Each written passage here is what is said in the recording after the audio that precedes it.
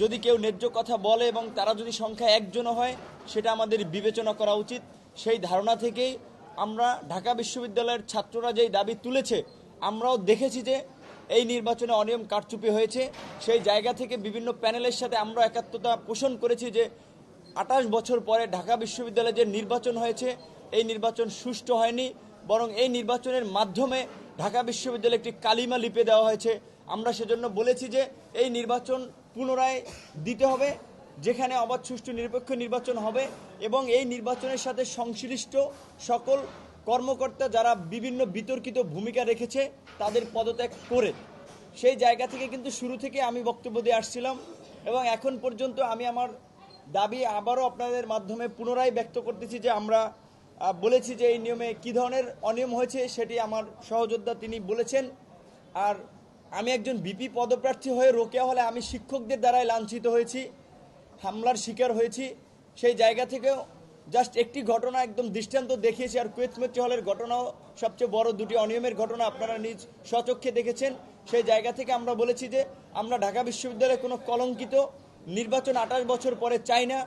আমরা সকল ছাত্রদের স্বতঃস্ফূর্ত অংশগ্রহণ এবং ভোটের মাধ্যমে একটি নির্বাচন চাই, যেটাতে ছাত্রদের আস্থার প্রতিফলন ঘটবে, শিক্ষার্থীদের আশা পূরণ হবে। দেশের মানুষ যখন জাতীয় নির্বাচনের মতো একটি গুরুত্বপূর্ণ বিষয়ে যখন মানুষ ভোটের প্রতি একটি অনাস্থা এবং বিরূপ ধারণার সৃষ্টি করা হচ্ছে, তখন সেই জায়গা থেকে আমাদের না শুধু সমগ্র জাতির প্রত্যাশা ছিল যে ঢাকা বিশ্ববিদ্যালয় কেন্দ্রীয় ছাত্র সংসদ নির্বাচনের মাধ্যমে অন্তত এমন একটি নির্বাচনী ব্যবস্থা এই বিশ্ববিদ্যালয় থেকে মানুষ দেখতে পাবে যেটা জাতীয় নির্বাচনে একটি দৃষ্টান্ত হয়ে থাকবে, নির্বাচনী ব্যবস্থার প্রতি মানুষের আস্থা ফিরে নিয়ে আসবে। কিন্তু আমরা সেটা খুব হতাশার সাথে পর্যবেক্ষণ করলাম যে সে ধরনের কোনো প্রতিফলন আমরা এই নির্বাচনে দেখিনি, বরং শিক্ষকরাই অনিয়মের সাথে জড়িত ছিলেন এই নির্বাচনে, সেই ধরনের প্রমাণ আমাদের সামনে আমরা দেখতে পেয়েছি।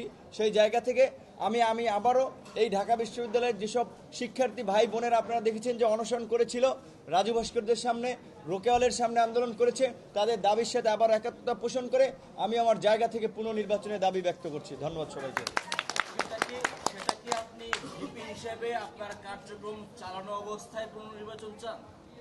আমি তো এখন পর্যন্ত কার্যক্রম চালাইনি বা দায়িত্ব নেইনি, আর সেটা পরিবেশ পরিস্থিতি এবং আমরা যারা একসাথে আন্দোলন করতেছি যুগোৎপদভাবে তাদের সাথে আলোচনা করে সিদ্ধান্ত নেব যে আমি দায়িত্ব নেব কিনা। এটা আগেরই কিন্তু কথা। আসলে আমি আগে বলেছি যে ধরেন এই ভাষা আমরা শুনেছি আর সঠিক নিউজ আমরা আগে পাই। আর আমি কিন্তু একটা কথাই বলেছি যে আপনারা জানেন গতকালকে আমি গণভবনে গেছি, সেটিও কিন্তু আমি বলেছি যে আমার আন্দোলনকারী সহযোদ্ধা ভাই বোনদের সাথে আলোচনা করে আমি সেখানেও গিয়েছিলাম। আর আমি সেটাই বলেছি যে এখন পর্যন্ত তাদের দাবির সাথে আমি মাঠে আছি, যে তাদের যে পুনর্নির্বাচনের দাবি সেটি আমারও দাবি। আর আমি একটা কথা বলেছি যে আমি যদি দায়িত্ব নেই সেটা তারা যদি বলে আমি দায়িত্ব নেব তাদের প্রতিনিধি হিসেবে, তারা যদি না বলে তাহলে আমি দায়িত্ব নেব না, সেটি আমার আগেরই কথা। কালকে গণভবনে বিশেষ করে আমি যাওয়ায় সেখানে মাননীয় প্রধানমন্ত্রীর সাথে আমার কিছু কথা হয়েছে, সেই মেসেজগুলো আমার সংগঠনের সবার সাথে একটু শেয়ার করতে হয়েছে এবং কি ধরনের কথাবার্তা হয়েছে সেগুলো নিয়ে একটু কথাবার্তা হওয়ার কারণে হচ্ছে আসলে ওই সময়ের সংবাদ সম্মেলনে আমরা থাকতে পারিনি। আর আপনারা এটাও জানেন যে গতকালকে আমি মাননীয় প্রধানমন্ত্রীর কাছেও কিন্তু ঢাকা বিশ্ববিদ্যালয়ে যে আমাদের শিক্ষার্থীদের আবাসন সমস্যা সহ যে হচ্ছে বেশ কিছু সমস্যা রয়েছে সেগুলো নিয়ে আলোচনা করার পাশাপাশি এই নির্বাচনে যে অনিয়ম হয়েছে সেটিও আমি তার দৃষ্টিতে আমি বলে এসেছি সেখানেও। এই ডাকসু নির্বাচনটা হচ্ছে ঢাকা বিশ্ববিদ্যালয়ের বিষয়, এটি কিন্তু গভর্নমেন্টের কোনো বিষয় নয়। প্রধানমন্ত্রী এই নির্বাচনে যারা জয়ী হয়েছে, যদি আমরা বলেছি যে কারচুপি এবং অনিয়মের একটি নির্বাচন, সেই নির্বাচনে যারা জয়ী হয়েছে তাদেরকে ডেকেছেন, তার প্রতি সম্মান শ্রদ্ধাবোধ থেকে আমরা সেখানে গিয়েছি। আমাদের যে ডাকসুর বাইরেও ঢাকা বিশ্ববিদ্যালয়ের ছাত্রদের যে আবাসিক সমস্যা রয়েছে, আমাদের শিক্ষা ব্যবস্থায় যে সমস্যা রয়েছে সেই ব্যবস্থাগুলো নিয়ে কথা বলেছি। আর ডাকসুর কিন্তু নির্বাচনের এখতিয়ার কিংবা এই বিষয়ে গভর্নমেন্টের কিছু করার নাই, কারণ ঢাকা বিশ্ববিদ্যালয় একটি স্বায়ত্তশাসিত প্রতিষ্ঠান। জাস্ট আমি তার নজরে এটি এনেছি যে এই নির্বাচনে অনিয়ম হয়েছে, ছাত্ররা সেটির সমাধান চাচ্ছে। মাননীয় প্রধানমন্ত্রীর জায়গা থেকে তিনি যেন প্রশাসনকে এই বিষয়টি অবহিত করেন, আমি সেটা তাকে বলে এসেছি। না, এখন ফার্স্টে কথা হচ্ছে যে যেটা দেখেন কালকে গণভবনের যেটা আমরা প্রথম শুনেছিলাম যে সেখানে হচ্ছে হল সংসদ এবং কেন্দ্রীয় ছাত্র সংসদ যে ডাকসুর প্রতিনিধিদেরকে চায়ের আমন্ত্রণ জানিয়েছিল, কিন্তু সেখানে আমরা দেখেছি আসলে হল পর্যায়ের বাইরেও বিভিন্ন সংগঠনের ইউনিটের ছাত্রলীগের নেতৃবৃন্দ উপস্থিত ছিলেন, ইভেন মহানগর উত্তর দক্ষিণেরও। এই বিষয়টি সেখানে যাওয়ার পরে আসলে আমি নিজে একটি অস্বস্তিতে সেখানে আমার বোধ হয়েছে। সেজন্য আর যে আপনারা জানেন যে আসলে যে হচ্ছে স্বাভাবিকভাবে মানুষের একটা যদি একবার একটা কনসেন্ট্রেশনটা নষ্ট হয়ে যায় তখন কথা বলার ওই মোডটা থাকে না, তো আমি অনেক কথা বলতে পারিনি। তারপরেও যেটা ছিল ওখানে জাস্ট আমরা গিয়েছি মাননীয় প্রধানমন্ত্রীর প্রতি শ্রদ্ধাবোধ দেখিয়ে আমাদের সৌজন্যতা থেকে, কারণ তিনি যেহেতু এই রাষ্ট্রের সর্বোচ্চ নির্বাহী ব্যক্তি, রাষ্ট্রের অভিভাবক। আর ঢাকা বিশ্ববিদ্যালয় আমরা যেটা বারবার বলেছি স্বায়ত্তশাসিত প্রতিষ্ঠান, বিশ্ববিদ্যালয়ের কার্যক্রম স্বাধীনভাবে পরিচালনা করার এখতিয়ার বিশ্ববিদ্যালয় রয়েছে।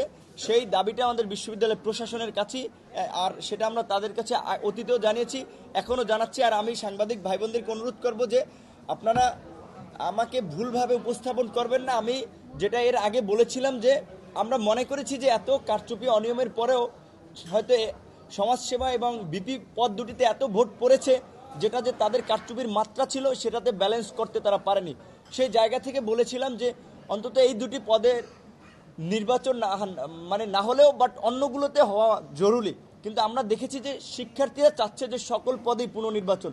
সেই জায়গা থেকে আমি কিন্তু একটা কথাই বলেছি যে আমি ঢাকা বিশ্ববিদ্যালয়ের 5 জন শিক্ষার্থীও যদি যৌক্তিক এবং ন্যায্য বিষয়ের কথা বলে আমি তাদের সাথে রয়েছি।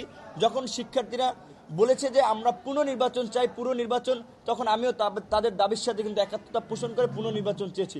প্রথমের বক্তব্যটি ছিল আমার ব্যক্তিগত, আর পরের বক্তব্যটি আমার শিক্ষার্থীদের চাহিদার আলোকের বক্তব্য। সুতরাং এটি নিয়ে বিভ্রান্তির কোনো কারণ নেই আমি মনে করি।